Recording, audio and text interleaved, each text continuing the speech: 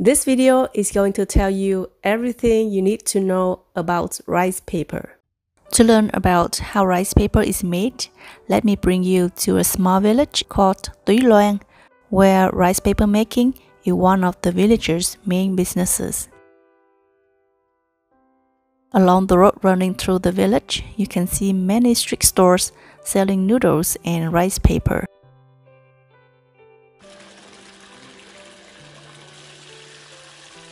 Making rice paper demands quite a lot of patience and hard work. Raw rice are soaked in water overnight before being grinded into slurry. Sometimes cassava or tapioca are also added to make the rice paper more elastic and translucent. The amount of rice, water, and other ingredients in the mixture are adjusted depending on what kind of Bánh Tráng they want to make. For example, the rice paper that are to be grilled into rice crackers are always very thick with a lot of sesame. That's what this man is making. On the other hand, those that will be used to make spring rolls or summer rolls are really delicate with little or without sesame. Bánh Tráng maker will use the ladle to measure the right amount of the batter for one rice paper and then pour it into a thick cloth sheet stretched over a large pot of boiling water. He then spins the concoction around to cover the circular surface and form a thin round layer.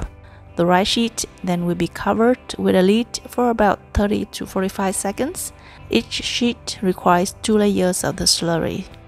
Since the rice sheet would have a perfect round shape, this stage requires quick and accurate moves of skillful rice paper maker. This man has probably done it tens of thousands of times. Afterwards, the new hot rice crepe will be taken out of the cloth sheet with a big stick and placed on a bamboo rack to be cooled off.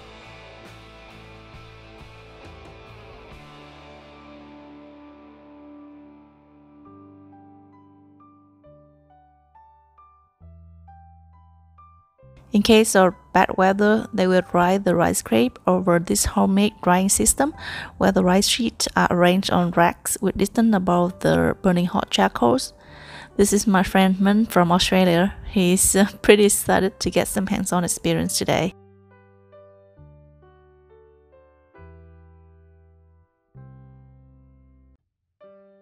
Luckily, it's sunny here most of the time, so they use the sun as the most effective source of energy for drying.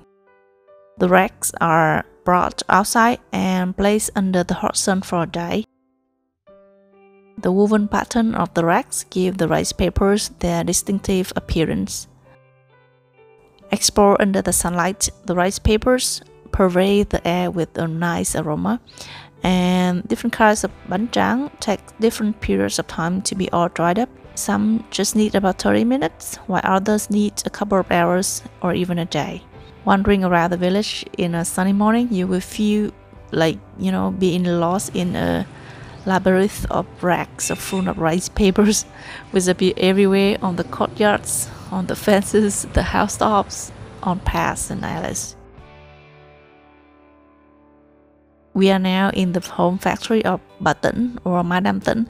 She's the most successful one in the village, run the few popular noodle houses, and this is the place where it all began. They still manually produce all the ingredients for their noodle bowl, an original farm-to-table food production. Actually, these fresh steamed rice sheets are locally called mì lá or bánh ướt, depending on the thickness of the sheets. It can be served just like that, taken out the stove with some dipping sauces, or can be filled with a savory mixture of pork and mushrooms and rolled up into bánh cuốn, another well-known Vietnamese breakfast item. Or they can be folded and cut by hand into fresh rice noodles. Nowadays, the noodles can be sliced with these machines.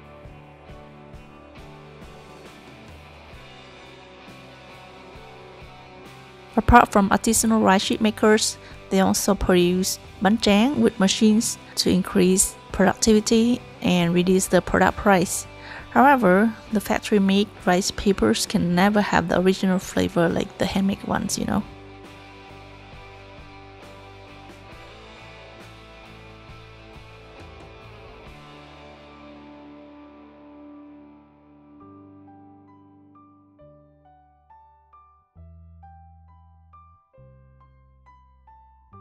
Dry rice paper will be stacked up and then tied into small stacks and taken to the market. To make rice crackers, the rice paper must be grilled directly over hot coals in order to achieve the optimal crunchy texture. This is Madame Hai, the daughter-in-law of Madame Tấn, and although the business has been in operation for a few generations, she probably will not pass down to her children. As firstly, they are not interested in such a labor-intensive job, and secondly, there isn't much money to be made from creating and selling rice paper. Each rice cracker like this, after all the hard works, is sold for only 6,000 dongs, which is about 25 US cents. Yeah, Helen got a new job now. Yeah. She's a professional, what do you call it? I don't know. Rice paper griller. Griller. She's a professional griller. Rice cracker griller.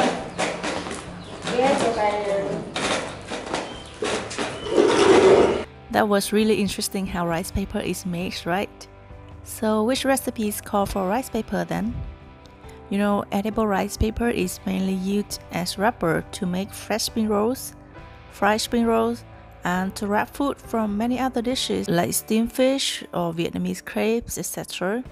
And recently, so many more creative dishes and snacks are made with rice paper, like Bánh Tráng, in which rice paper is shredded and mixed with herbs, quail eggs, dry meat, and shrimps to make rice paper salad.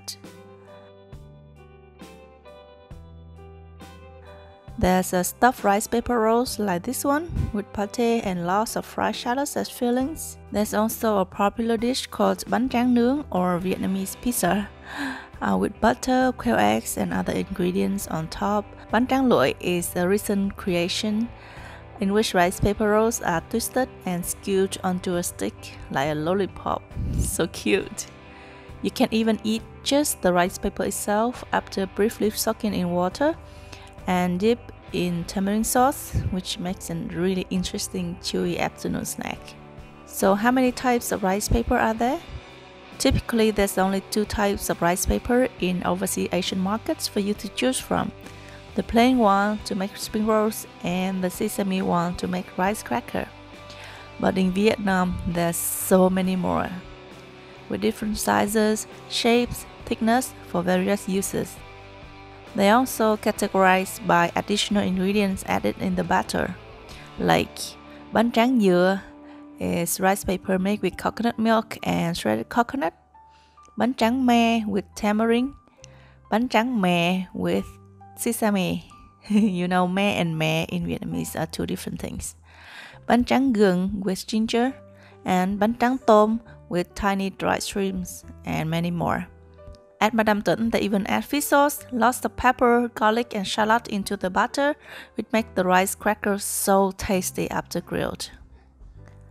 In northern Vietnam, rice paper is called bánh đa. For the northern style of spring rolls or nem rang, you need bánh đa nem, which is a rectangular piece of super thin rice paper, which make the rolls almost see-through once fried. And when you use many layers of them, it makes the rolls become very crispy and flaky after fried. In central Vietnam, we have bánh tráng lề, which is also as thin as bánh đa nem. And for these types, you don't have to wet them at all. They are soft and flexible enough to roll on themselves. The thing is, they only last for a couple of weeks and have to be stored between 2 pieces of banana leaves to keep them moist, and that's probably why they are not ready to be exported yet. That also means it's most likely not available at your local Asian stores. You can get them at local markets in your next trip to Vietnam though. So which rice paper brand is the best? Popular brands overseas, you can find Three Lady brand, bamboo trees brand, rose brand, and in Vietnam, Safoco.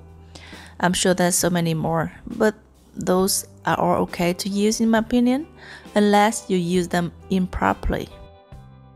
How to use rice paper properly? One thing I have to confess. It bothers me so much to see foreign shapes and cooks soak the rice paper until it softens in water for like 30 seconds or even longer, and advise people to do so. Take your rice paper wrap, literally 30 seconds in warm water. Lay it carefully onto your board.